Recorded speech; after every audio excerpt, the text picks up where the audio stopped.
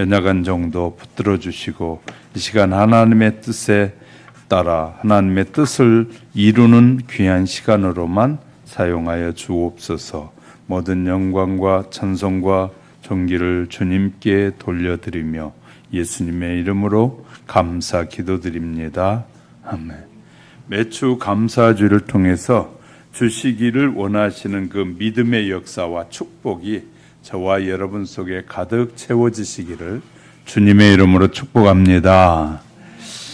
감사에는 참 많은 기적이 있었습니다. 우리가 하나님 앞에 감사할 때마다 수많은 기적이 있었는데 그 중에서도 이런 기적을 경험한 사람이 있습니다. 미국 시카고에서 태어난 워너 솔맨은 미국이 자랑하는 유명한 화가 중에 한 분인데 그가 예수님의 초상화를 그리게 됩니다. 그 모습이 담긴 그림책은 1940년도에 500만 부 이상 인쇄되었고 오늘날까지 세계에서 가장 많이 알려진 예수 그리스도의 모습을 그가 그려서 보여주고 있습니다. 이 그림으로 솔맨은 가장 인기 있는 화가가 되었는데 이 그림을 그리게 된 동기가 있었습니다. 1917년 결혼하고 얼마 안 된 젊은 나이에 중병에 걸렸다고 합니다. 의사가 당신은 임파선 계력으로 진단을 되었는데 길어야 석 달밖에 살 수 없습니다. 라고 통지했습니다. 이 말을 들은 그는 마음으로 절망하기 시작했습니다. 그의 아내였던 유명한 가수였던 그의 아내는 그때 임신 중이었는데 솔맨은 아내에게 더욱 미안한 마음을 갖게 되었고 곧 태어날 아이를 생각하면 잠을 잘 수가 없을 정도로 불안했다라고 말합니다. 그가 몹시 괴로워하면서 매일 절망에 빠져서 신음하고 있을 때 아내가 그를 위로하면서 말하기를 여보 3개월만 못 산다고 생각하지 말고 하나님께서 3개월을 허락해 주셨다고 생각하고 감사하며 살아갑시다. 그리고 아무것도 원망하지 마십시다. 3개월이 얼마입니까? 천금 같은 그 기간을 가장 아름답게 우리 만들어 봅시다. 3개월이나 되는 기간을 살기에 허락하신 하나님께 진심으로 감사합시다. 아내 말을 듣고 곰곰이 생각한 끝에 더는 원망과 불평의 말을 하지 않고 아내의 말대로 남는 3개월 동안 오직 감사하며 살겠다고 다짐했답니다. 그때부터 그는 아주 작은 일부터 감사하기를 시작했는데 모든 것에 감사했답니다. 그러면서 자신의 생애의 마지막 작품이라고 생각하고 헤드 오브 크라이스트, 예수님의 초상화를 그리기 시작했습니다. 마음으로 그렸는데 범사하는 마음으로 그렸더니 놀라운 기적이 일어났습니다. 3개월 시한부 인생이 3개월이 지났는데도 몸이 약해지는 것이 아니라 오히려 몸이 더 튼튼해졌습니다. 병원에 다시 가서 진단해 보았더니 임파선 계력이 깨끗하게 사라져 버렸습니다. 그의 주치인 존 헨리는 너무나 놀라워하면서 하는 말이 도대체 3개월 동안 무슨 약을 먹었기에 이렇게 깨끗하게 나았습니까? 라고 묻는 것이었습니다. 솔맨은 다른 약은 먹은 것이 없고 굳이 약이라고 한다면 아내가 주는 감사하는 약을 먹었습니다. 라고 했더니 주치의는 박수를 치면서 바로 그것이 명약이라고 하면서 감사는 최고의 항암제요. 감사는 최고의 해독제요. 감사는 최고의 치료제입니다. 라고 말했다고 합니다. 그렇습니다. 하나님께 감사하며 기쁨으로 살아가는 자에게 놀라운 기적을 그런 은혜를 체험하게 한다는 것입니다. 우리는 항상 모든 일에 감사하며 살아야 할 것입니다. 이런 사실을 잊지 말고 오늘도 우리는 감사로 승리하는 하루하루를 힘차게 살아가는 우리 하영교회 성도 여러분이 되시기를 주님의 이름으로 축복합니다. 본문에 소개되는 이스라엘 백성은 기적으로 이 지옥에서 벗어나는 참 자유를 하나님께서 허락해 주신 것입니다. 그리고 그들에게는 세 가지 중요한 절기를 하나님이 주셨는데 이스라엘 백성들은 이 절기들을 지킴으로 하나님을 향한 신앙을 재확인하는 것이었습니다. 그릇되고 나태한 신앙이 이 절기를 지키는 동안에 바른 태도로 다시 돌아오게 되는 그런 기회였습니다. 그리고 그렇게 이해했습니다. 이 세 가지 절기가 바로 유월절과 오순절과 초막절입니다. 본문을 근거로 해서 절기에 대한 바른 이해와 절기의 제정의 목적, 그리고 절기를 지키는 자에게 어떤 자세로 지켜야 하는지를 살펴보려고 합니다. 오늘 어떻게 해야 하나님을 기쁘게 하는 예물을 드리고 하나님께서 기뻐하시는 신앙의 공동체가 될 수 있는지를 살펴가는 사이에 저와 여러분에게 더 큰 은혜가 임하시기를 주님의 이름으로 축복합니다. 절기는 자원하여 드리는 행복한 약속이다. 이렇게 정해봤습니다. 본문 9절에 보면 7주를 계수할지니 곡식에 낫을 대는 첫날부터 7주를 계수하여 내 하나님 여호와 앞에 77절을 지키되, 여기서 77절이라는 명절을 꼭 지키라고 명령하면서 그 절기를 지키는 법을 하나님께서 말씀해 주고 계십니다. 이 77절을 오순절이라고도 하고 매추절이라고도 말합니다. 이것은 밀이나 보리의 첫 번째 추수날, 첫 단을 묶어서 하나님께 흔들어 드린 제사로부터 계산해서 7주를 지난 다음 날까지 77절이라고 하는데, 그래서 이제 쉽게 우리가 이렇게 설명합니다. 7 곱하기 7, 77은 49가 지난 50일째 되는 날을 오순절이다라고 하는데, 그러니까 밀보리가 이 주곡이 된 이스라엘 백성들에게 중요한 감사절이기도 합니다. 왜냐하면 우리나라도 농경업이 한참 성공할 때는 우리가 이 가을에 추수가 끝나고 봄에 새로운 보리를 거두기 전까지, 밀을 거두기 전까지는 정말 가난에 찌들렸거든요. 농촌에 살아본 사람들은 너무나 잘 알 거예요.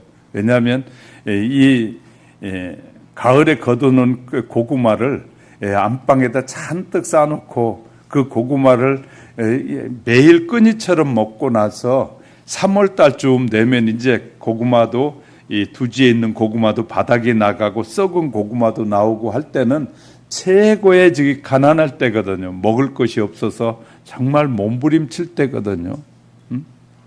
이 바닷가에 사는 집이나 또 좀 여유 있게 사는 사람들은 배고픔을 모르고 살았을지 모르지만, 이 농업을 했던 사람들은, 농사를 했던 사람들은 그때가 정말 3, 4, 5월 달쯤이면 정말 배고픈 때였어요.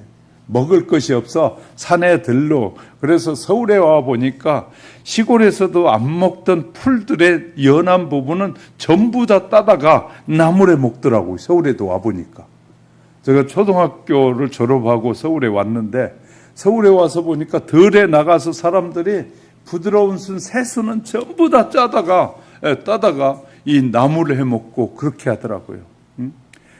그리고 쌀이 없으니까 이 나물을 잔뜩 넣고 쌀을 조금만 넣어가지고 죽을 끓여 먹고 그런 때가 있었잖아요. 그러니까 그 증인이 저이기도 하죠. 저는 그렇게 배고플 때가 있었고, 수제비를 그냥 밥 먹듯 먹을 때가 있었거든요. 먹을 것이 없어서. 그러면 요새 젊은 사람들은 그때 라면이라도 부지런히 삶아 드시죠. 근데 라면이 있어야 먹을 거 아니에요. 제가 이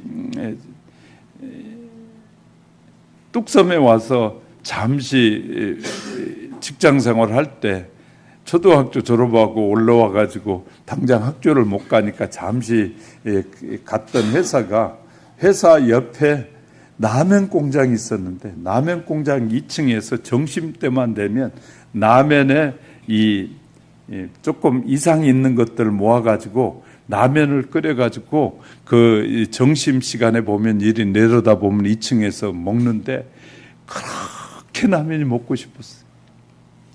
그 라면 끓인 냄새가 옆에 건물인 우리 건물까지 와가지고 그 점심때만 되면 라면 냄새가 얼마나 코를 찔렀는지 그래도 먹을 수가 없었어요. 그러니까 그렇게 배고픈 시대를 겪어본 사람들은 요새 우리가 얼마나 풍요로운 세상을 살고 있는지를 알 거예요. 그러나 그런 경험이 없는 사람은 뭐가 풍요롭냐라고 말할지 모르지만 정말 배고파서 먹을 것이 없어서 눈을 부릅뜨고 형제끼리도 고구마도 삶아 놓으면 누가 먼저 먹느냐 그래서 빨리 먹어야 되니까 하나라도 더 넣으려니까 쉽지 않고 그냥 삼키던 그런 적이 있었거든요. 왜냐하면 그냥 다 씹어 먹으면 그걸 먹을 동안에 다른 형제들이 먹으니까 그거 하려고 덜 씹고 넘기고 그러면 소화불량이 걸리고 그런 그 고통의 시대, 배고픔의 시대를 경험하지 못한 사람들은 얼마나 그것이 배고픔이 괴로운 일인지를 모를 겁니다. 그런 시대를 경험해보고 서울에 와서 정말 이 마트에 가보면 얼마나 많은 것들이 진열되어 있습니까? 그러니까 외국 사람들 중에 한국에 와서 마트에 들어가 본 사람들이 기절초풍한대잖아요. 세상에 이렇게 많은 먹을 것들을 식품을 쌓아놓는 걸 보면서 기절한다잖아요. 그런 배고픔의 때에 하나님께서 주셔서 첫 곡식을 거두니 얼마나 저는 매추절 때마다 기억나는 게 참 배고플 때 거둬가지고 첫 곡식을 해가지고 밥 먹으면 그 밥이 얼마나 맛있는지 몰라요. 좀 그런 사람도 그렇다고 좀 머리라도 끄덕끄덕해 보셔요. 전부 다 그냥 잘 먹고 잘 살아서 그런지 모르지만 그 밥이 새로 곡식을 거둬가지고 그것을 이렇게 그냥 기름기가 쫙 흐르는 밥을 입에 넣으면 그냥 꿀보다 더 잘 정도로 맛있었던 때가 참 많이 있었거든요. 그런 배고픔의 시대에 이스라엘 백성들이 이 매추 감사주일을 섬기면서 얼마나 하나님 앞에 감사했는지 모릅니다. 이스라엘이 감사하는 공동체가 되기 위해서는 절기들에 대한 우리가 바른 이해가 필요합니다. 유월절, 오순절, 초막절은 이스라엘의 3대 절기이기에 이스라엘의 12세 이상 된 모든 남자는 1년에 3번씩 이 절기에 예루살렘에 올라가야만 했습니다. 무조건 올라가서 드리는 것이죠. 그래서 옛날에 우리가 제사 때는 무조건 다 참여했던 거예요. 왜? 제사 때는 제사에 가보면 안 먹던 음식 있잖아요. 그리고 장례식에도 다 갔어요. 왜냐하면 그 마을에 장례가 나면 그 돼지돌 잡고 막 해가지고 장례를 치르잖아요. 장례 치를 때는 배불리 먹거든요. 그러니까 그런 예식에 옛날엔 다 열심히 참여했어요. 마을별로. 배고픔을 해결해주고 그런 기간이었기 때문이죠. 예수님께서도 이 누가복음 2장 41절에 보면 12세 때 예루살렘의 절기를 지키기 위해 올라가셨다라고 말씀하고 있어요. 그래서 유월절과 무교절이 첫 번째 절기잖아요. 유월절은 하나님께서 모세를 통해서 애굽에 내리신 재앙 중에 10번째 재앙인 장자를 모두 진멸하는 심판으로 죽음의 천사가 히브리인의 가정을 피하여 감으로써 이스라엘에게 구원받는다를 기념한다라고 출애굽기 12장에서 말하고 있어요. 즉 하나님께서 이스라엘을 바로의 압박에서부터 구원해 내신 그 큰 일을 기억하는 절기가 무슨 절기라고요? 유월절이었어요. 유월절은 이 니산월이라고 해서 우리로 말하면 정월 14일 해질 무렵부터 24시간 동안 유월절이 지켜지거든요. 우리와는 한 4개월 정도 달라요. 유대인의 달력은 우리가 4월일 때 유대인의 달력은 정월로 들어가요. 이런 것이 차이가 있는 거죠. 이때 양고기를 먹고 쓴 나물과 무교봉을 함께 나누면서 조상들의 고난을 기억하고 하나님의 구원의 역사를 확인하면서 감사하는 민족의 축제. 무교절은 또 6월절 후 7일간을 말하면서 무교절은 이 기간에 계속해서 무교병도 먹었습니다. 또 오순절은 칠칠절이라고도 하는데 매추절 혹은 초실절이라고 하는데 오순절은 6월절 이후 7주 다음 날인 50일째 되는 날이 이 매추절이었어요. 이 날은 출애굽 후에 50일째 되는 날 시내산에서 율법이 주어지는 날을 기념하기도 했다. 또한 이날은 예수님께서 십자가에 죽은 지 50일 만에 마가의 다락방에 성령이 임하는 날이기도 했다. 그래서 이 매추절은 이 오순절이라고도 한다 그 말이죠. 그리고 이 절기의 특징은 모든 노동자와 가난한 자, 나그네들이 이 논과 밭에 이삭을 남겨두고 모두 다 은혜를 입게 했다. 다 남겨둘 건 남겨뒀다고 말이에요. 왜냐하면 하나님께서 우리에게 이렇게 많은 걸 주셔서 감사하다고 가난한 자, 배고픈 사람을 생각해서 다 거두지 않고 남겨놨다고 말해요. 초막절은 7월 15일부터 우리로 말한 7월이 아니라 유대 달력의 7월 15일부터죠. 이 7일간 지키는 절기에 이때는 이스라엘 사람들이 종려나무를 가지고 초막을 지어가지고 집을 떠나 그곳에서 7일 동안에 초막을 지어놓고 그곳에 살면서 하나님께서 이스라엘 백성의 광야 생활을 통해서 하나님의 백성들이 어떻게 살아야 할지를 가르쳐준 그날을 기념했다. 그는 절기는 철저하게 목과 연관되어 있다고요. 하나님이 그 백성을 어떻게 구원하신 것과 연관이 되어 있다. 할렐루야. 그래서 절기를 통해서 하나님이 우리를 이 죄악된 세상에서 죄악에서 우리를 건져낸 날을 기념하는 것이었다. 그래서 이 믿음이 연약해졌다가도 절기 때는 다시 회복되고 또 절기 때 또 회복되고 하면서 믿음이 회복되는 날이기도 하다. 절기는. 그래서 시편 기자는 시편 51편 12절에 자원하는 심령을 주사 나를 붙드소서 이렇게 기도했다고요. 그러니까 그냥 우리가 이렇게 갑자기 많은 것이 생기면 욕심이 생기잖아. 왜 주택복권이나 이런 것에 당첨돼 가지고 사람들이 많이 문제가 생기는 이유 중에 하나가 갑자기 큰 돈이 확 들어오니까 갑자기 눈이 뒤집혀지고 욕심이 생기는 거예요. 그래서 그것을 써보지도 못하고 많은 사람들이 뭐 하게 되냐면 방탕한 데 쓰다가 결국은 사기당하고 수많은 사람들에게 다 뺏기고 마는 거예요. 그러니까 우리는 기억해야 될 것은 이렇게 갑자기 많은 것이 주어졌을 때 이것이 누가 줬느냐를 바르게 아는 것이 중요해. 할렐루야. 그러면 하나님께서 갑자기 이 복권이 당첨돼가지고 많은 것이 내게 주어졌다. 하나님이 나에게 준 이유가 있는데 그 이유를 생각하지 않고 이건 내가 복이니까 내 마음대로 해야 된다라는 이 잘못된 의식. 이것이 엄청난 이 축복을 저주로 바꾸는 것이에요. 그러니까 우리의 잘못된 생각. 갑자기 많이 들어왔으니까 이것은 내 멋대로 하고 내가 그냥 내 마음대로 해도 된다라는 이런 사고방식들이 문제인 거지. 갑자기 우리에게 잘 될 때는 하나님이 그 일을 통해서 이룰 일이 있어서 우리에게 주신 것이라고 생각하잖아요. 저희 고향 분 한 분이 이 건설 회사를 크게 하시는 분이 있는데 신문에 났고 방송에 났어요. 또 제가 다니던 초등학교 선배더라고요. 그분은 부영건설이라는 회사 회장님인데 고향에다가 이 후배들과 고향 사람들에게 1억씩을 줬더라고요. 고향에가 1억씩을.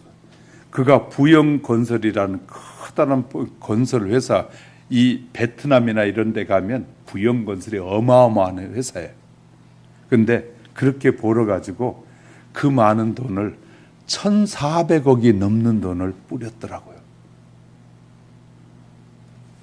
엄청난 돈이에요. 그는 자기가 가난했던 걸 기억하면서 가난한 사람들에게 나누어 주고 베푸는 일을 하고 있는. 아마 제가 볼 땐 그분이 반드시 그런 마음을 쓰는 거 보면 예수 믿는 사람 같아. 그렇지 않고는 그렇게 그런 돈을 그렇게 뿌릴 수가 없거든요.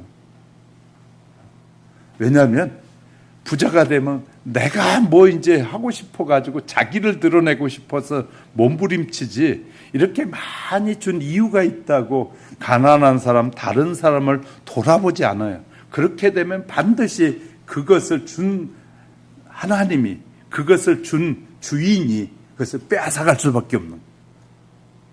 그러니까 우리가 어떻게 사느냐는 너무너무 중요한 것이에요. 하나님의 자녀답게 사느냐, 자녀답게 못하게 사느냐 너무 중요해요.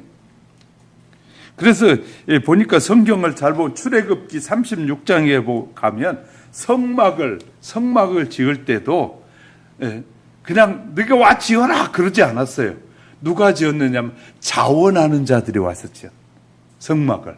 그러니까 성막을 지으려고 합니다. 하나님 앞에 하나님을 만나는 현장, 하나님께 예배하는 성막을 지으려고 합니다. 자원하신 분은 오십시오. 그러면 자원한 자들이 와서 지었다는 거예요. 그래서 이 시편 기자는 자원하는 심령을 나에게 주셔서 하나님이 무엇이든지 주는 거 내가 늘 자원하는 마음으로 섬기며 살기 원합니다. 그런 마음을 달라고 기도했다는 거예요. 그 마음이 없이는 욕심이 일어나서 못하는 거거든요. 뿐만 아니라 이 솔로몬은 하나님 앞에 1,000번제를 드리면서 누가 시켜서 한 것이 아니라 자원해서 드렸다. 1,000번제 예물이 1,000마리의 양을 드렸는데 하루에 한 마리씩 드린다고 하면 3년 이상 엄청나게 많은 제사 시간이 걸려야 되잖아요. 근데 이 1,000번제를 드렸는데 그 백성들이 그 1,000번제를 드릴 때 모두 다 자원하는 마음으로 하나님 앞에 드렸더라. 그래 1,000번제를 계획한 솔로몬에게 하나님은 이처럼 자원하는 예물과 정성을 기쁘게 받으셨고 백성을 다스릴 수 있는 지혜를 구한 솔로몬에게 부귀와 영광과 장수를 함께 주셨다.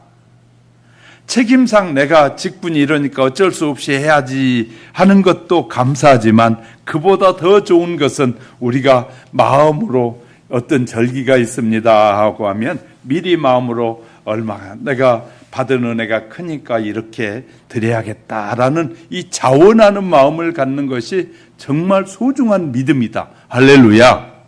이거 중요하다는 것이에요. 구레네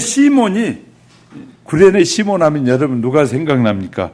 예수님이 져야 할 십자가를 대신 지고 올라갔던 사람이 구레네 시몬인데 그가 억지로 예수님이 잠깐 졌다가 그에게 로마 군병들이 그에게 십자가를 지웠는데 그렇게 자기 의도와 전혀 상관없이 로마 군병에서 졌는데 로마서 16장에 가보면 그 가정이 복을 받았다는 거예요. 그러니까 예수님이 져야 될 십자가를 대신 지고 그 골고다에 올라갔던 그 고난이 그에게는 가정에는 엄청난 축복이 되었다라고 기록돼서 우리에게 말해주고 있어요. 그러나 하나님이 가장 기뻐하는 것은 억지로가 아니라 자원하는 봉사, 자원하는 예물을 하나님이 기뻐하신다. 할렐루야. 어떤 분이 이런 질문합니다. 하나님은 전지전능하신데 왜 선악과를 만들어서 인간을 스스로 죄를 범하게 하십니까? 아예 선악과를 만들지 않았더라면 얼마나 좋을 뻔했습니까?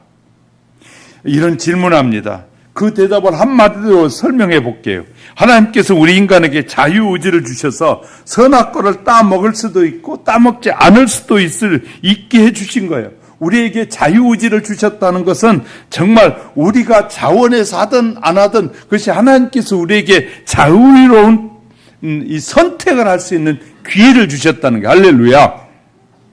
생명과 선악과를 선택할 수 있는 자유의지를 주시지 않았다면 우리는 뭘까 똑같냐면 뒤에서 조종하는 로봇과 똑같은 거예요. 로봇가 하라는 대로만 하잖아요. 로봇과 똑같은데 하나님은 그것이 아니라 하나님의 형상대로 지음받은 저와 여러분에게 하나님이 이거 해라 저거 해라 그러면 그냥 그것만 하면 로봇일 텐데 하나님은 우리에게 그 의지를 통해서 내 생각을 통해서 이것이 좋으면 그렇게 가야지 하고 자유의지를 주신 것은 대단한 축복이다. 할렐루야.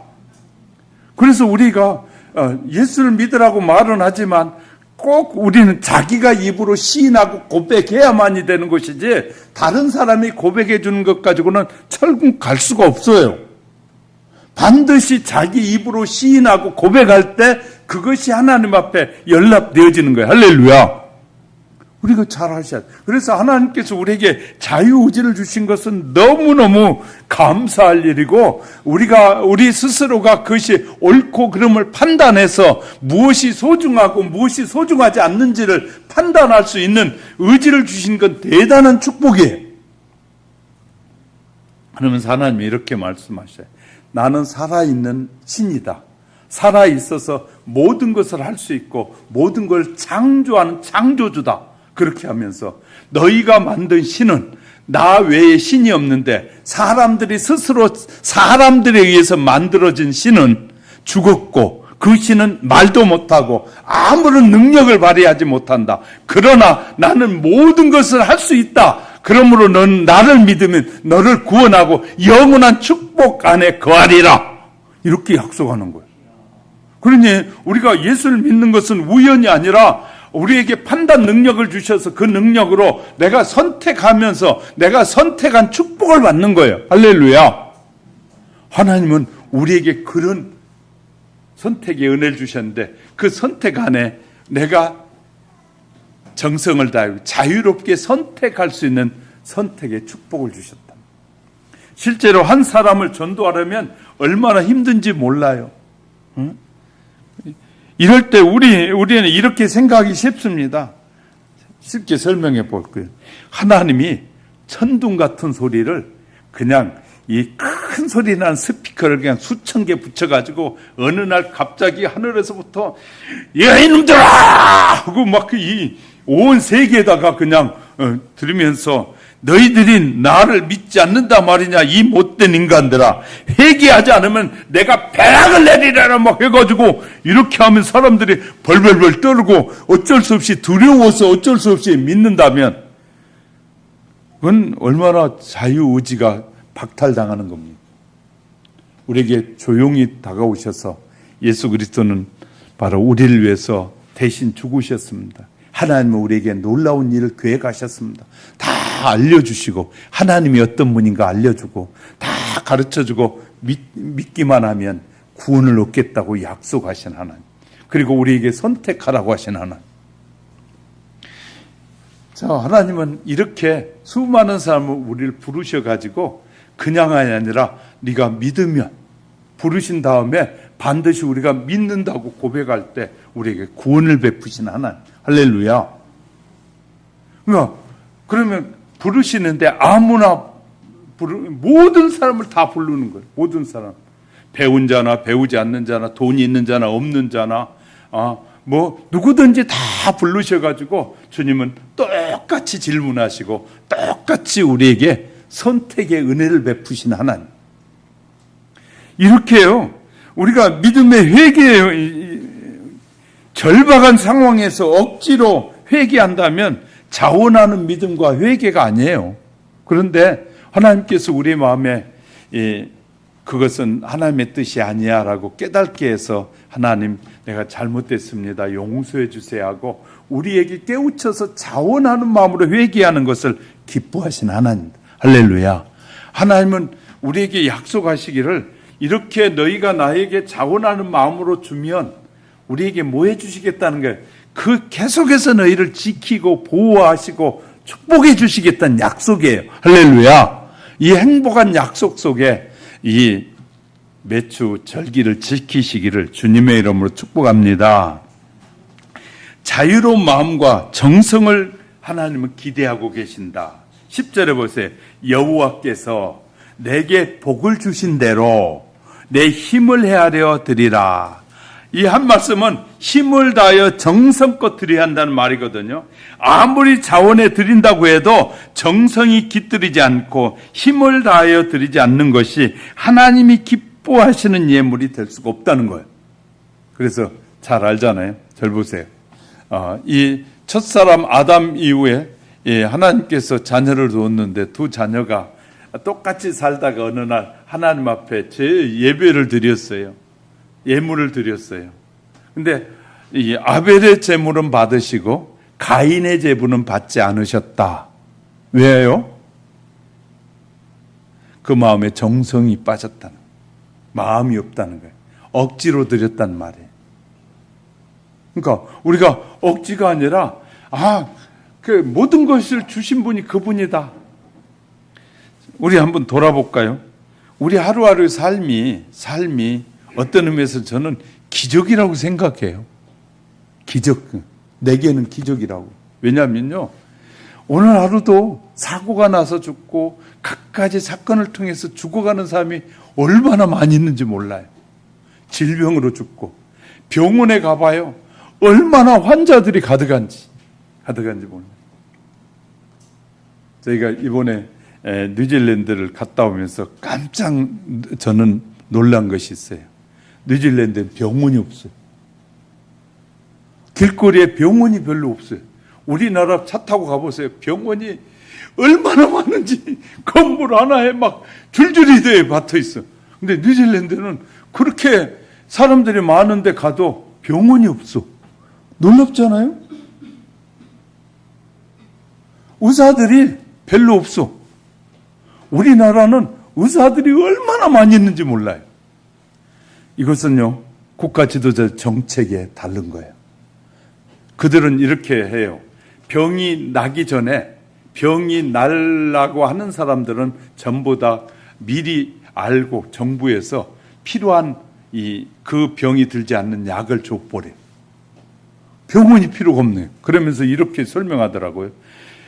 이 병이 든 다음에 고치는 것보다 병 들기 전에 병이 들지 않도록 약을 주는 것이 100배나 싸대. 우리나라에서는 병 들기 전엔 절대 약을 주는 것이 없어요. 국가에서. 그런데 병 들고 나면 다 이 돈을 치료해야 될 돈이 어마어마하게 들어가는. 비생산적이죠. 그들은 미리 조짐이 보이면 미리 좋은 약을 줘버려요. 예방약이라고 그러는, 예방신학이라고 그러거든요. 저는 여러분에게 모르겠어요. 하나님께서 은혜를 주셔서 제가 논문을 쓴 것도 예방 신앙에 대한 논문을 썼거든요. 미리 뭐 옳고 그름을 미리 다 여러분에게 미리 말해주는 거예요. 그러면 여러분이 그것을 듣고 판단을 바르게 하면 병 걸릴 일이 없고 신앙에서 멀어질 일이 없어요. 근데 그렇게 가르쳐 주지만 그것을 듣지 않고 자기 멋대로 살면 병이 들고 고통이 올 수밖에 없는 거예요. 신앙생활이 이렇게 해야 축복됩니다. 하나님이 이렇게 해야 여러분에게 복을 주십니다라고 미리 잘 가르쳐 주는 거예요. 하나님의 예방적 신앙을 전부 말씀하셔요. 근데 그렇게 안 살아. 신앙생활이 이렇게 해야 됩니다. 주일 성수는 이렇게 해야 됩니다. 얼마나 많이 목사를 통해서 하나님이 여러분에게 말씀하십니까? 그렇게 사느냐? 안 살아요. 그러면 문제가 일어나는 거거든요. 그래서 제가 경험한 얘기들을 수도 없이 말씀드렸어요. 제가 이번에도 경찰청에 가가지고 하다 밥 먹으면서 몇 가지 설명했더니 깜짝 놀래요. 그래서 몇 분들이 앉아 같이 식사하면서 하나님이 저에게 이렇게 깨닫게 해주셨어요. 여러분 잘 아시죠? 유치부 어린이 책에는 그림이 많지만 이 교수들이 보는 책이나 대학생들이 보는 책 그림이 없잖아요. 왜냐하면 처음에는 그림을 보여주지만 다음에는 하나님이 저에게 깨닫게 하셨어요. 그것이 차츰차츰 믿음이 들어가면 말씀 자체를 믿어야 된다고 깨닫게 해주셨어요. 그 얘기 듣더니 깜짝 놀라요. 목사님, 하나님이 그런 거 목사님에게 가르쳐 주셨어요? 저희는 깨닫지 못하는 거. 저에게는요, 모르겠어요. 하나님이 유치부책을 보는데 그렇게 그림이 많고 글씨는 몇 개 없어요. 그런데 차츰차츰 글씨가 이해되어지고 알아가니까 이제부터는 그림이 없어도 글씨만 보고도 다 이해되게 해주셨어요. 우리 얼마나 많은 기적들을 사람들은 그리워하지만 우리는 기적은 말씀 자체가 기적입니다. 할렐루야. 깜짝깜짝 놀라는 거예요. 저에게 그 하나님이 깨닫게 하신 것들. 이렇게요. 하나님은 우리에게 미리 다 알려주시는데 우리가 문제는 하나님의 뜻대로 안 사니까 문제인 거예요. 할렐루야. 하나님의 뜻대로만 살면 하나님은 뜻대로 사는 자에게 약속하셨어요. 뭐라고? 복 주시겠다고. 할렐루야. 우리의 삶이 하나님을 기쁘시게 하는 삶을 살면 변함없이 하나님께서 우리에게 기쁨과 축복을 주시겠다는. 그 절기를 제정하고야 하셨는데 이 절기는 무엇과 연관되어 있다고요? 출애굽 사건과 연관되어 있어요. 다 절기는. 왜냐하면 출애굽을 통해서 하나님이 기적을 보였고 애굽의 모든 장자를 죽였다는 것은 그 애굽의 모든 장자가 죽었다는 것은 애굽에는 대가 끊어져 버렸다는 거예요. 이해가 되셨어요? 대를 중요시 여기는 가정에서는 이 장자가 너무너무 중요합니다. 그래서 우리의 가정들도 우리나라에서도 옛날에는요, 작은 아들이 장가 가가지고 살다가 아들이 없으면 큰 집에 동생이라도 그 집에 장자로 세웠어요. 이해가 되셨어요? 그런 사실들 아셔요? 저희 형님도 우리 작은 집에 마지로 등록해야 되나 말해야 되나. 우리 작은 아버지가 딸이 7이고 8번째 아들을 낳았는데 7딸 낳을 때까지 뭐라고 했냐면 우리 작은 형님이 그 작은 아버지 집에 양아들로 가야 된다고 얘기를 했었어요. 근데 3번째 아들이라 나는 갈 일이 없더라고요. 그런데 그래서 우리 작은 형님이 또 부지런하고 열심히 있다고 그 집에 작은 아버지 집에 보내야 된다고 막 얘기가 있었어요. 근데 8번째 아들을 낳으니까 딱 그 말이 사라지더라고. 그렇게 이 장자를 중요하게 여겼는데 장자가 죽었다는 것은 그 가정의 대가 끊어졌다는 거예요. 그것을 보여주는 거예요. 그리고 그 말은 대가 끊어졌다는 거, 그 집에 심판하셨다는 거예요. 할렐루야. 우리 성경을 우리가 이해할 때 얼마든지 이런 것들이 우리가 바르게 이해될 수 있는 거예요.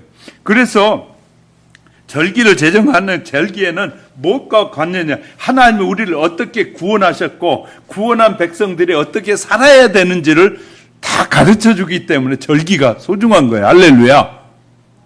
그래서 제가 묵상하면서 이 절기는 어떻게 지키는 게 가장 좋은 절기냐고 했더니 축제가 생각나서 절기가 바로 축제구나. 그래서 제가 맨 앞에 이 설교 제목을 이렇게 교회 공동체는 감사는 축제 현장이다라고 바꾼 거예요. 자, 축제 때 모든 사람들이 나갈 때 어떻게 축제에 나가냐면 절 보세요. 축제 준비하는 사람들 보니까 지역 축제합니다. 그러면 자기들이 이 재능을 발휘한다든지 사람들에게 보여주기 위해서, 그렇지 않으면 자기가 생산한 생산물들은 좋은 것을 다 모아가지고 축제 현장에 가. 축제 현장은 뭐 하는 곳이냐면 이 나누고 베푸는 장소야. 축제는. 이해가 되셨어요? 축제는. 그래서 내가 지금 한 주 동안에 받은 은혜를 가지고 나와서 사람들에게 보여주면서 하나님이 이렇게 축복해 주셨어요. 이렇게 하나님께서 한 주간 동안 이렇게 복을 주셨어야 하고, 이것이 바로 우리의 예배가 돼야 돼. 할렐루야. 그래서 그 축제에 감사함으로 하나님 앞에 영광을 돌리는 게 예배예요. 할렐루야. 한 주간을 살면서 우리가 우리의 삶의 소중한 것들을 하는 경험한 소중한 것들을 다른 사람에게 보여주면서 바로 하나님께서 이렇게 축복해 주셨어요 하는 것이 예배여야 된다. 동의하십니까? 그래서 축제는 어떤 마음으로 참여해야 되는? 즐거운 마음으로 참여해야 돼. 그래서요 15절에 내 하나님 여호와 앞에 복을 주신 것을 인하여 뭐하라? 즐거워하라. 복 받은 것을 즐거워하라는 거예요. 그러니까 예배를 통해서 우리가 즐거워해야 돼요. 할렐루야. 감사해야 되는 거예요. 감사해야 됩니다. 은혜를 입은 자는 취할 자세는 언제나 즐거운 마음이거든요. 즐거운 마음이. 오늘날 여러분 즐거워하는 마음이 얼마나 있습니까? 내가 구원받았다는 거에 대한 즐거움이 얼마나 있습니까? 늘 나는 구원에 대한 감사, 늘 구원에 대한 기쁨을 사람들에게 말해요. 나가면.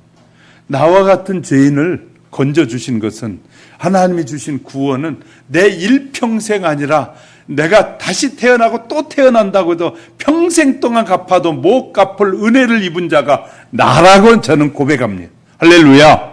하나님이 나를 생명을 살려주신 이 구원의 은혜는 내 일평생 갚아도 못 갚고 내 모든 걸 다 드려도 갚을 수 없는 은혜를 입은 자라고 우리는 늘 고백할 수 있어야 돼. 할렐루야. 그 은혜에 대해서 얼마나 우리가 감사하고 사는지가 우리가 늘 돌아봐야 될 삶이에요. 질병 가운데서도 하나님이 나를 구원해 주신 그 은혜를 생각하면 이 질병의 고통보다 더 소중한 은혜를 입었다는 것이 느껴지면 질병은 아무것도 아니에요. 수많은 질병의 고통 속에 있는 사람들이 구원의 은혜를 깨닫기 시작하면 그 질병은 아무것도 아니고 내가 죽는 이 질병은 아무것도 아니야. 영원한 삶의 구원을 얻어서 영원히 하나님과 함께하는 삶에 비교하면 이 질병은 아무것도 아닌 거예요. 야, 그렇게 생각해 보니까 내가 구원받았다는 자체가 얼마나 소중한 건지 몰라요. 여러분도 그렇게 느껴지시길 주의 이름으로 축복합니다. 그래서 이 구원의 은혜를 깨달은 이스라엘 백성들이 그러면 어떻게 하나님 앞에 감사합니까? 그랬더니 이렇게 말해. 내가 하나님이 내게 주신 것이 느껴지는 만큼 하라는 거예요. 내게 주신 복대로, 내게 주신 주신 걸 감사하는 마음으로, 자원하는 마음으로 하나님 앞에 드려지는 것이 가장 복된 자세의 삶임을 우리에게 말해주고 있어요. 자, 예수님께서 너희 재물을 하늘에 쌓으라고 말하잖아요. 신앙인의 모름지기 하나님께 감사의 표현을 물질로 할 수 있어야 하는데, 그렇다면 하나님께 얼만큼 물질을 드려야 적당할까? 이 질문에 대해서 힘껏 하라, 힘껏 하라는. 가나안 과부는 2렙돈, 곧 한 고드란트가 가장 힘껏 드리는 헌금이었어요. 그래서 주님께서는 부자가 많이 드린 물질보다 더 값지다라고 말씀하셨던 거예요. 요한복음 12장에 가보면 마리아는 300데나리온의 소중한 옥합을 깨트려 주님께 드렸어요. 각자가 주어진 환경 속에서 각자에게 환경에 따라 드리는, 힘껏 드리는 예물이 주님을 기쁘시게 하고 주님이 받으실 만한 예물임을 우리에게 말하고 있단 말이에요. 미국 어느 지방신문에 기사로 난 얘기입니다. 어느 회사 전무가 40대 남자가 혈압으로 쓰러져서 그만 반신불수가 되고 말았습니다. 병원에 입원해서 매일 실망과 좌절에 빠져서 자신의 신세타령을 하면서 짜증내고 불평불만으로 옆에서 수발하는 부인조차 견딜 수 없어요. 병원에 가보면요, 막 이 가족에게 막 아프다고 욕을 하고 막 성질을 내는 그런 환자들이 있어요. 자기를 수발해주고 도와주니 얼마나 감사해야 되는데, 감사하기보다는 조금 병이 나면 이 아픈 것 때문에 이 나를 도와주고 막 이렇게 수발해주는 사람한테 막, 어느 날 그 병원에 갔는데 막 그런 모습을 보니까, 야, 어떻게 저럴 수 있을까 할 정도로. 그런데 어느 날 친한 친구가 병원에 문병 와서 얘기를 나누는데, 친구가 권면하는데 신세타령과 불평불만은 그만하고 일생을 살아오면서 도움을 준 사람을 생각하면서 감사의 조건을 찾아보라고 권면해주고 갔어요. 처음에는 감사할 조건이 조금도 생각나지 않았다고 합니다. 그런데 이 자기에게 도움을 준 사람은 별로 생각나지 않고 그만 짜증만 났고, 부인도 자식도 친구도 감사치 않았습니다. 그러나 그는 노력해서 지난날을 회상하는 그 세상하면서 가슴에 가만히 어느 날 생각이면 문꿀 떠오르는 생각이 있었는데, 그래서 초등학교 때 여선생님이 생각이 났습니다. 그는 초등학교 때 그렇게 공부를 잘하지 못했는데 늘 담임 여선생님이 칭찬을 해주어서 용기를 얻어서 공부를 열심히 하게 됐고, 중고등학교, 대학을 우등으로 공부에 졸업해서 취직해서 회사 중역까지 됐다고 생각하니까, 그 여자 선생님이 갑자기 탁 떠올랐어요. 그리고 가슴이 뜨거워지기 시작했어요. 그래서 어릴 적 그 선생님이 고맙다는 생각이 들어서 여기저기 수소문을 해봤더니 그 여선생님이 계시는 것이 바로 양로원이었습니다. 양로원 주소를 찾아서 간단하게 편지를 썼는데 이렇게 썼더라고요. 선생님 감사합니다. 저는 윌리인데 지금 반신불수가 되어 있습니다. 선생님은 저의 생에 있어서 둘도 없는 은사입니다. 그동안 한 번도 감사의 글을 드리지 못하고 무심했던 걸 용서해 주십시오 하고 이렇게 해서 중략합니다.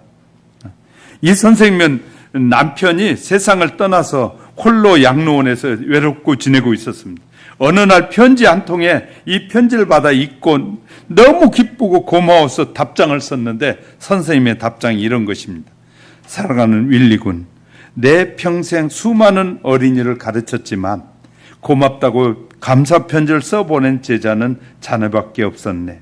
이제는 늙어서 의지할 데 없는 외로운 이 놓친 내인데 자네가 참으로 행복하고 기쁘게 해주었네.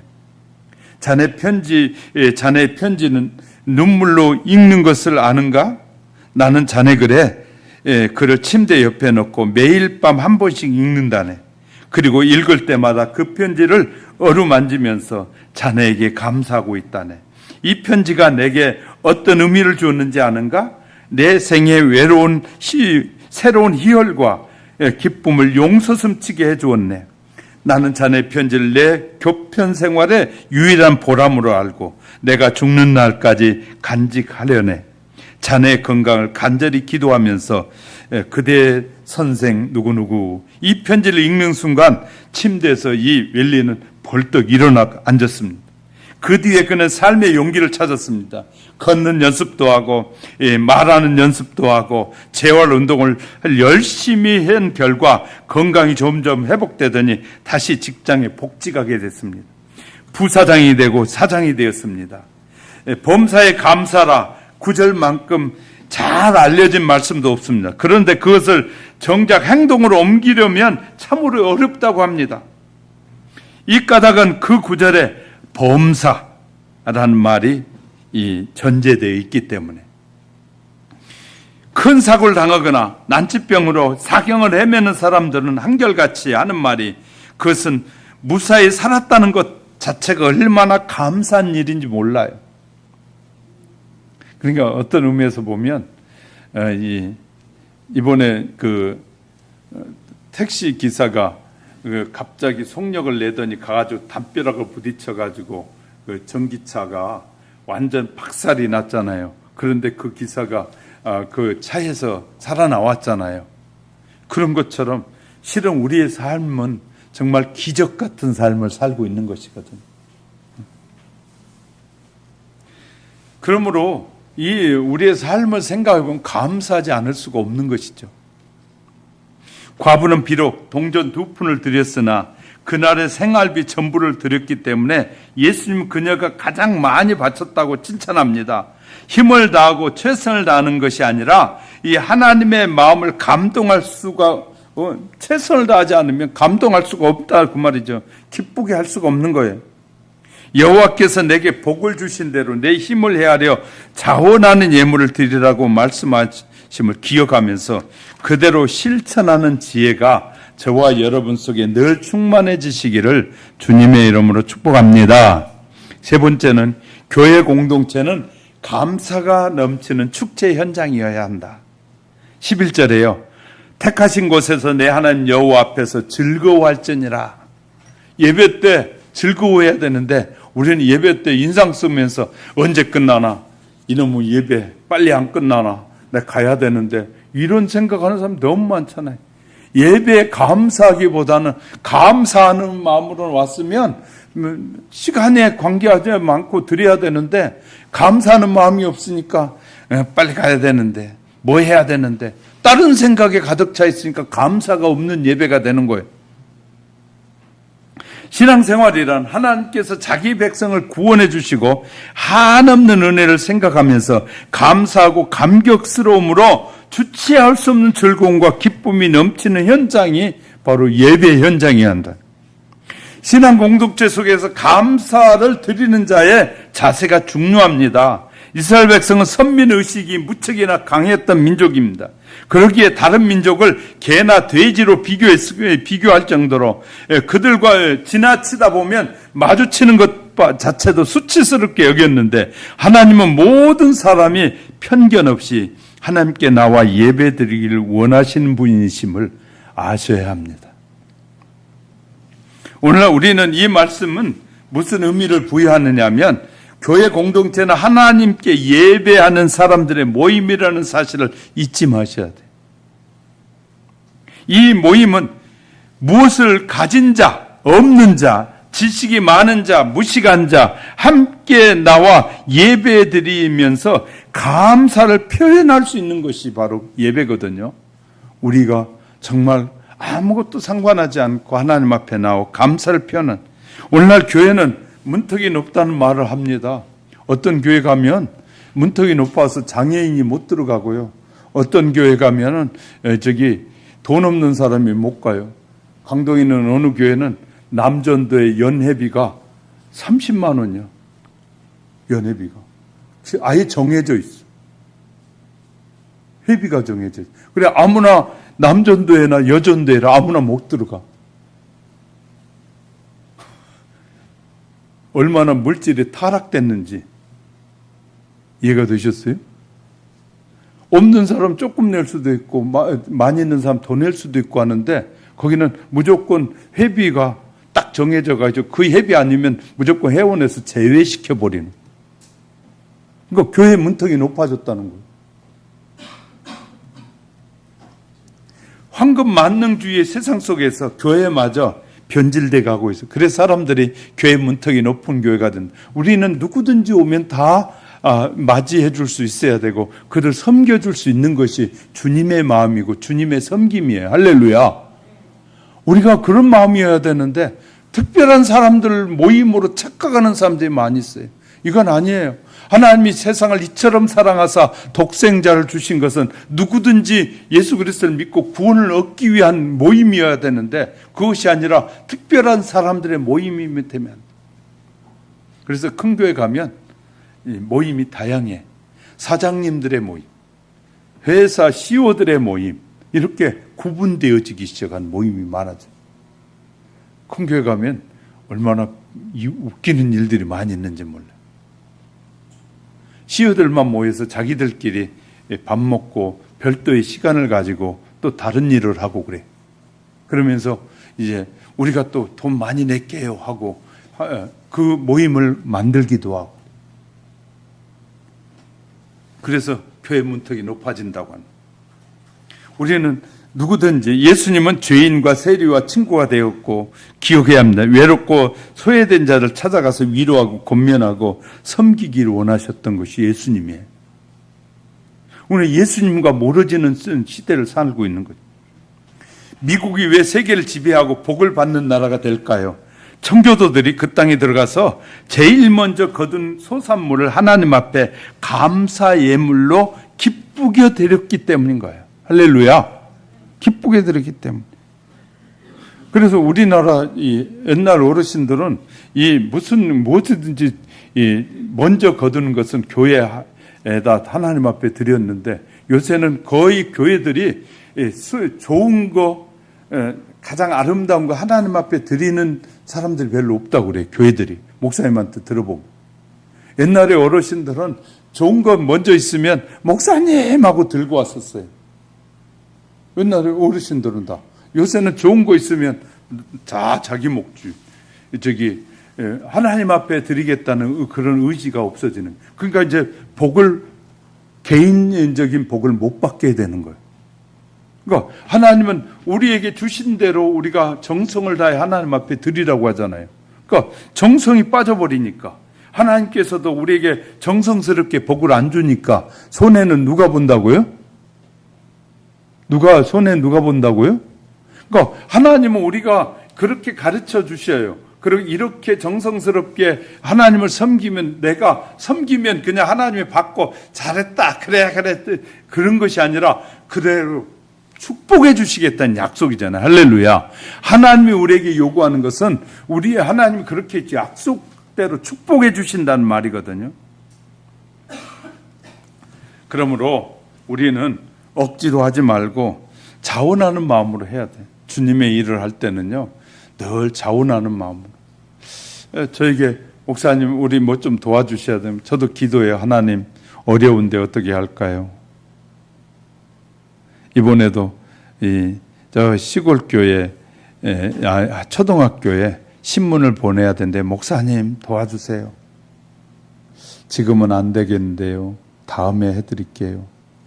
몇 달 있으면 또 전화 와요. 그러면 제가 저 주머니를 털어서 교회 말하지 않고 저 주머니를 털어서 제가 보내기도 하고 그러거든요. 왜냐하면 필요로 하기 때문에 나한테 전화하면. 그래서 목사 주머니에 들어가면 혼자 다 먹는 것이라고 착각하는 사람들이 많은 건지 모르지만 전혀 그렇지 않습니다. 우리에게 말없이 또 필요한다고 요구하는 사람들에게 우리도 한없이 베푸는 것이 우리가 할 일 중에 하나이기 때문에 저희도 하는 것이. 그러니까 우리 모두 정말 주님께 하는 마음으로 정말 모든 사람을 섬기고 교회 예배 드릴 때마다 축제 예배가 돼서 늘 감사하는 마음으로 늘 교회에 오셔야 돼. 할렐루야. 교회에 올 때는 무슨 마음으로 오라?